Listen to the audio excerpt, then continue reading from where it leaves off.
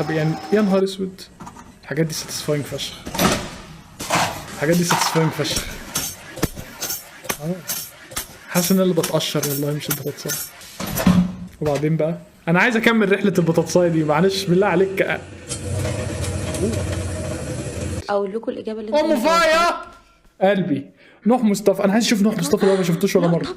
هتعمل ايه في البومه يخرب بيتك بتاعتها وهتنام بدري علشان بومه بتنام بدري؟ مش البومه دي بتسهر بالليل يا شباب وراسها بتلف 360 درجه؟ البومه دي بتسهر بالليل بتقعد تقول أوه أوه. زي الخفاش كده، هما ايه البومه والخفاش بيطبقوا مع بعض كل يوم يقعدوا بالليل على نتفليكس.